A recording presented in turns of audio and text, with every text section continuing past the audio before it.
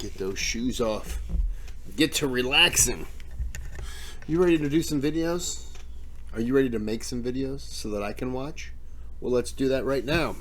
This was a request actually. No, it wasn't. I did the first part and I didn't know they made more, and I think Panda pointed it out to me. And it's been sitting here staring at my face, and I decided I'm going to go ahead and do it because I just kept kicking it down and decided to go ahead and do it. My nose just itched. It's okay. I'm fine. No problems. Like, no legal problems. It was just a nose itch. All right. So, get your drink ready. Okay. Get your drink ready. And I noticed I didn't full screen it, even though I hit the button 4 times. But okay, whatever. Video. This video is part 2 of a 3-part series. You will find the link to part 1 in the description. Okay.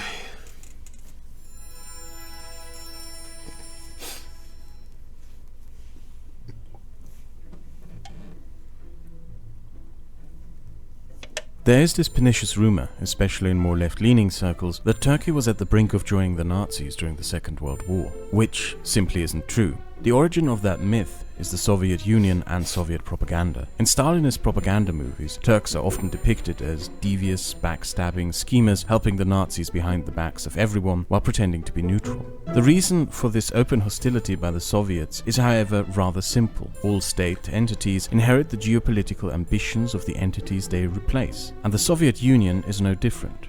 Just like its predecessor, it couldn't help but have a desire for Istanbul. When the Soviet Union collapsed, the Kremlin archives revealed that Stalin was actually negotiating with Hitler for permission to invade Turkey and divide it up with him, just as they had done with Poland. What Stalin didn't know is that when he started these negotiations, Hitler was already planning the invasion of the Soviet Union. By and large, the Second World War was uneventful for Turkey. It accepted droves of Jewish refugees and prepared itself for a potential invasion, but by and large it had other things in mind. Question. Going back about 5 seconds. Was Hitler... Okay, so Hitler was negotiating with Stalin to allow him to take Turkey. Did Stalin ever commit troops to Turkey, or was that cut off because Hitler invaded Russia? Or the Soviet Union? Now I'm wondering if it would have been a smarter bet for Hitler to allow him to attack Turkey, spread his troops out, and then invade. But then again, the troops could come back, and now you're trapped. I mean, it probably wouldn't have worked either way. Anyway, just asking. However, did appear briefly that would years down the road cause more trouble. When Hitler invaded the Soviet Union, a group of Turkish fascists emerged to proclaim the need for Turkey to join the Nazis and conquer Central Asia to create a Turkish empire for a Turkish race. These people, led by the then unknown Alparslan Türkes, were considered to be an annoyance and nothing more. Ataturk's successor, İsmet İnönü, didn't appreciate this rabble and had them sentenced to several years of hard labor and went back to working on rebuilding the Turkish society. The continuing Soviet hostilities towards the Republic led to the government abandoning one of Ataturk's changes to the state. They abandoned neutrality and allied themselves with the United States and by that extent the Western Bloc. The Soviet Union added an additional roadblock to the advantages of the Anatolian geography. That geography is very inviting to tie deeper connections into the Balkans and the Black Sea coastline. Romania, for example, has the Carpathian Mountains separating it from the European heartland, and the long distance from Crimea through the Russian frontier gave whoever inhabited Anatolia the opportunity to exert power over it.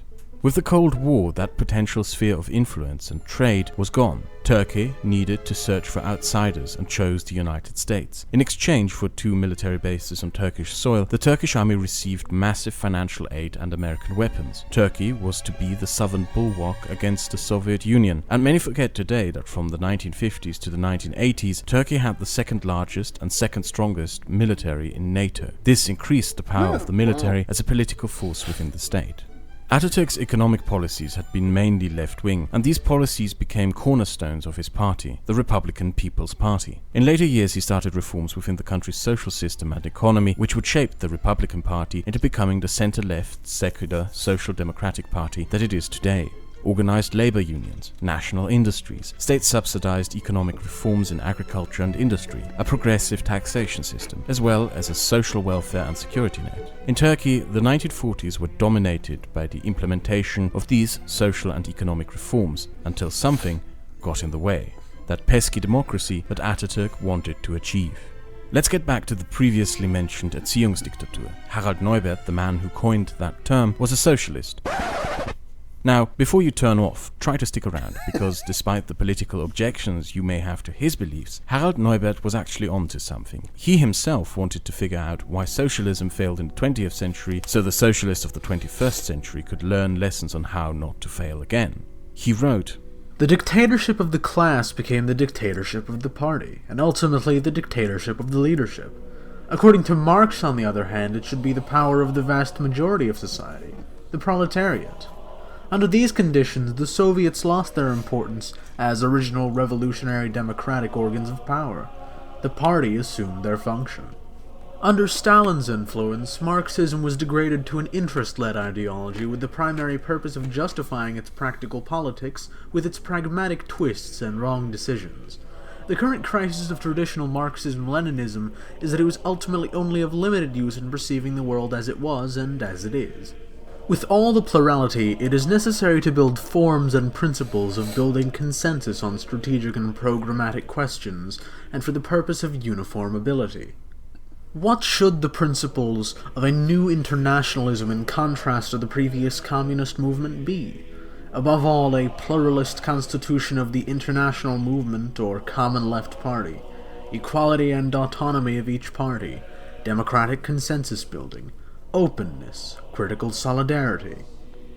So, Harald Neubert's political beliefs, derived from a historic analysis, were that for socialism to be revived after the collapse of the Soviet Union, it needed to abandon dictatorship, authoritarianism, the "we are smarter than thou and know what is best for you" attitude. Disagree with his political convictions all you want, but he is very much right about the fundamental causes of the collapse of the Soviet Union. And these causes, I believe, can be attributed to many states built on revolutionary elites and top-to-bottom revolutions. As an example, look at the growing resentments and growing secular attitudes amongst common Iranians directed against the forced religiosity of their regime. States founded on authoritarianism continue that legacy, even as democracy settles back in, however on a fragile base. As an example of that, it is no coincidence that Greece has the highest police brutality in Europe, as its police force, for decades, was used as a brutal tool of silencing dissent by various military dictatorships. People resent being forced, and the way governments, states, and state institutions come to be and how they are built heavily influence how politics is conducted.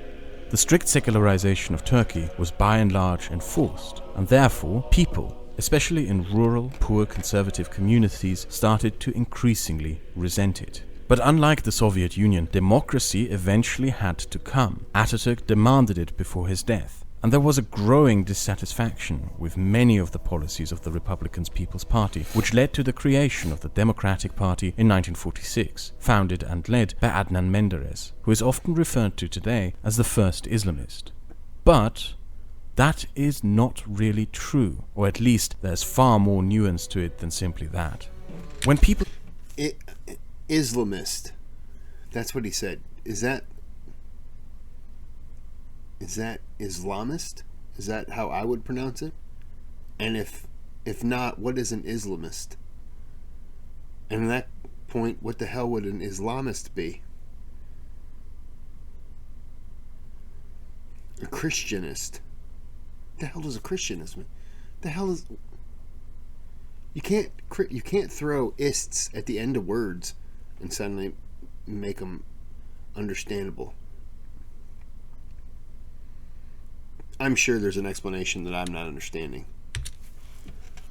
People hear the word Islamism, they often tend to think of this, or that. When I hear the word, I think of this, a broad field of divergent political interpretations and movements who try to justify their political agenda and authority through the Islamic religion. And Islamism in Turkey is very different from Islamism in Iran or Islamism in Saudi Arabia or even Islamism in Egypt. The story of Turkish Islamism begins with a man called Said Nursi, a Kurdish cleric in Turkey who, during the Young Turk era, wrote reform pieces on adapting Islam into a modern age through what he called science for theologists and religion for scientists. He became part of the Young Turk government, was captured by the Russians during the First World War, escaped during the Russian Revolution, and returned to Turkey. During Ataturk's rule, he retreated into the isolation of the mountains of Anatolia to think, write, and formulate ideas. He was put on trial several times, charged with attempting to undermine the Republic. He continued writing and founded the Nurkuluk movement. He believed that Islam would have to adapt to the demands of a modern world and accept some concessions to democratic forms of governance, but still demanded the establishment of a unified Islamic state under Sharia with Mecca as a capital.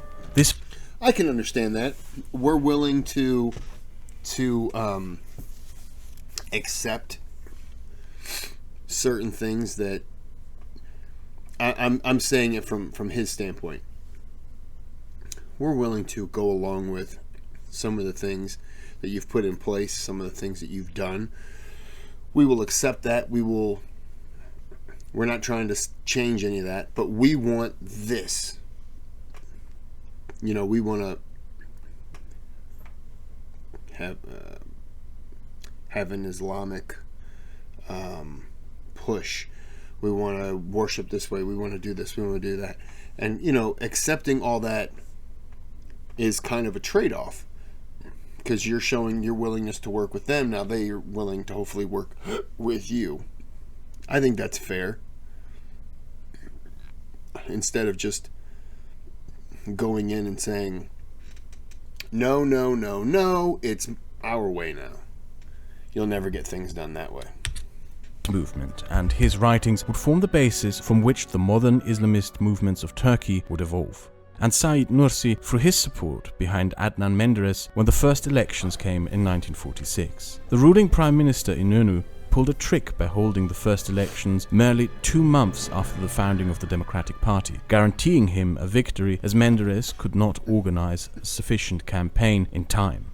But 4 years later, during the next election of 1950, Adnan Menderes became the first democratically elected Prime Minister of Turkey. Menderes came from a wealthy family of landowners in Edin, and to think of him as just an Islamist is a false description. His opposition was mainly to the economic policies of the Republican Party. He was in most points an advocate of conservative liberal economic policies, the deregulation of the economy, the removal of subsidies, the cutting of the welfare state, privatizing national industries, and stepping away from state-guided planned economics. The support base of his Democratic Party were large landowners and the newly forming industrialists and business owners of the newly created urban and metropolitan areas. The idea that Menderes was an Islamist stems from his campaign promises to permit the practicing of Islam in public and permit it to regain a cultural relevance again. In no way did Menderes, throughout his terms as Prime Minister, ever challenge the separation of religion and state itself. He undid the ban on the call to prayer. He permitted the broadcasting of religious messages on radio, which had been banned by Ataturk. He introduced religion as a subject in the school curriculum with the caveat that parents could decide to reject it for their child, and permitted the opening of religious schools under strict government supervision. He also lifted Ataturk's ban on the building of new mosques and churches. These changes were marketed under the motto of "Return to Islam," but were in no way an attempt of re-Islamization of society. The Democratic Party, from a modern perspective, had more in common with conservative parties around the world. Liberal economic policies of deregulation, cutting off welfare spending, in combination with religious moral overtones. Excuse me. That's what was throwing me off, the Democratic Party, and then when I'm listening to what they're saying, I'm thinking, it sounds more like, Republican here. And so that was kind of what was just throwing me off. I'm like, the name and the party are just different than what I'm used to. But, well, after he lays that out, okay, I don't feel so stupid. His economic policies initially bore fruit. Productivity increased, economic growth increased, and large parts of the Turkish industry modernized. This economic success in large parts modernized the Turkish economy and brought more capital to the country. But it also sowed the seeds of his downfall. His trade deals and economic modernization policies were mainly focused on the agricultural sector. He opened deals with the United States that allowed for the import of modern American farming tools such as tractors, to build a modern, mass-production agriculture industry, no longer focused on domestic food production, but the export of enormous quantities of cheap fruits and vegetables to Europe. But only a few Turkish farmers could actually afford those, mostly only wealthy large landowners, like Menderes himself.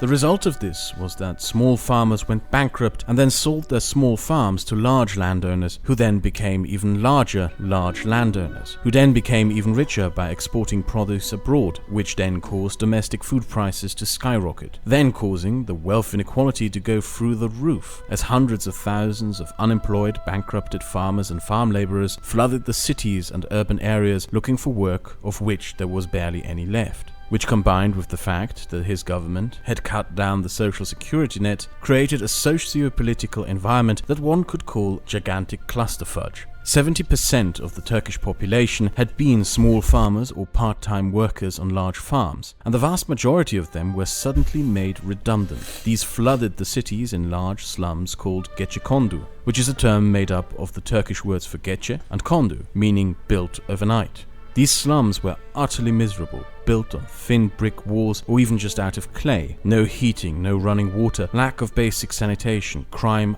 unemployment. Life was simply harsh and miserable for those confined in such places like the Istanbul suburb of Kasimpasha, which is barely a stone throw away and within sight of the wealthy districts of the city. In Kasimpasha, the son of such a poor family, a certain Recep Tayyip Erdogan, spent his childhood selling postcards, receiving regular brutal beatings by his father, and dreaming of being a football player. Menderes had a huge problem of his own making at his hands. He had been elected by and large by poor farmers who he had won by promising and giving them their religion, and he had then proceeded to make most of them unemployed. By 1955, Turkey had been plunged into a severe economic crisis, and he needed a solution to this problem, and the solution he found was to blame minorities. Menderes took advantage of escalating tensions between Greeks and Turks in Cyprus to rile up xenophobic mobs amongst the impoverished, directed against Christians and Jews. At the peak of this toxic campaign stood the Istanbul pogroms of 1955, in which angry mobs set fire to and vandalized dozens of Christian churches, foundations, schools, as well as synagogues and non-Muslim cemeteries. Large parts of the last remnants of the Greek minority fled to Greece, and 15 people were killed. However, this campaign strategy, if you can even call it that, got him re-elected, but it also brought him under the increasing suspicion of the army, whose generals saw in this riling up of religious hatred and violence against non-Muslims, which they literally had to stop by rolling up tanks in Istanbul to stop the rioting mobs, as a grave attempt at undermining the secular institutions of the state. They were also increasingly uncomfortable with the economic chaos and saw his economic deregulation reforms as a massive failure.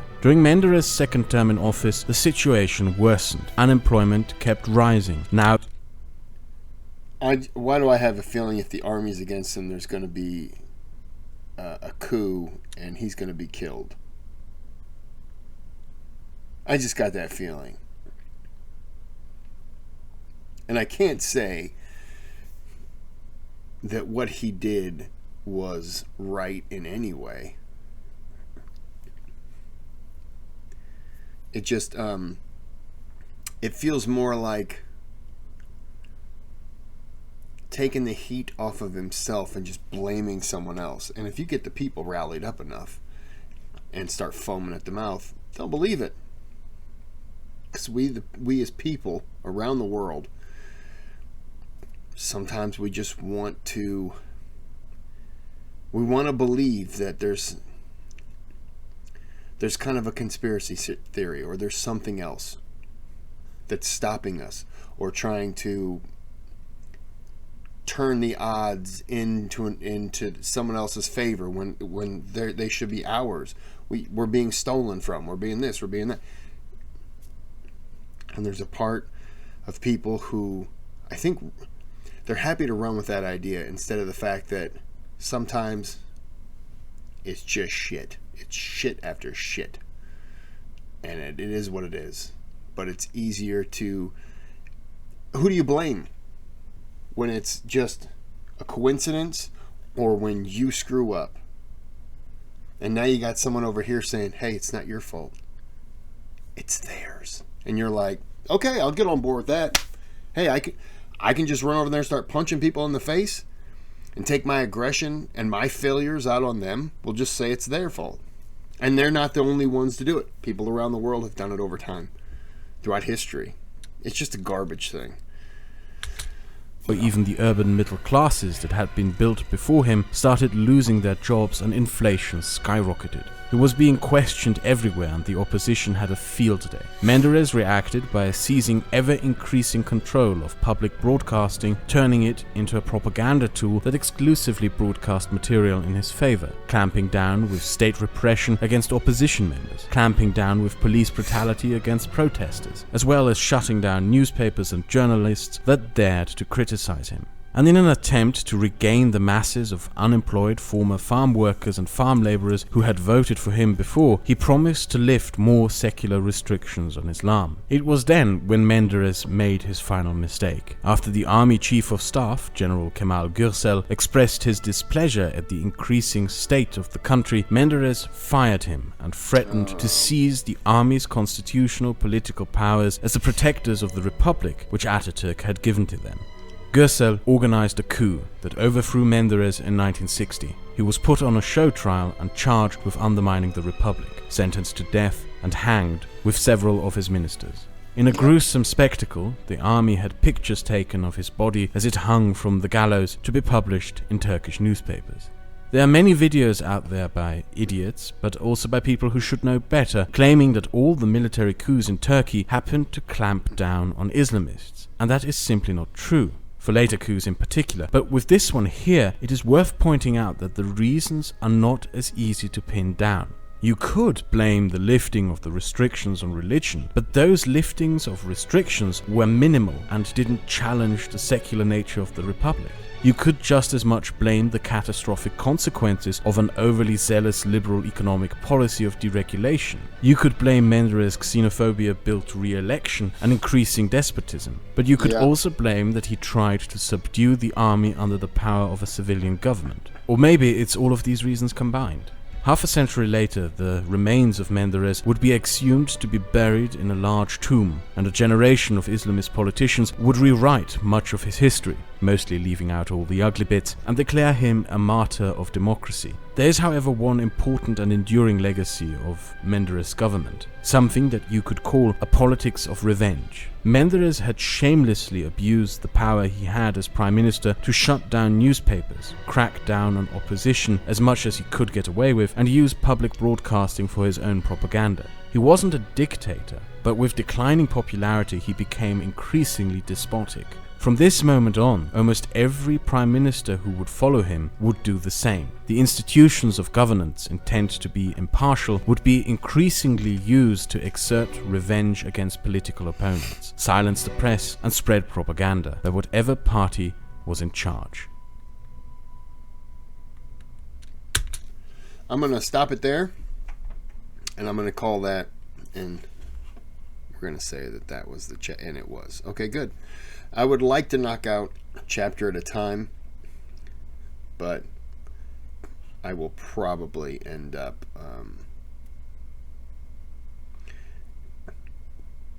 going no further than about 20 minutes or so. So, we're going to end this video here. That's good. I tried not to talk a whole lot because I was enjoying it. But, you know, sometimes I ramble, and I apologize. So, until the next time, like and subscribe, and have a good day, have a good night.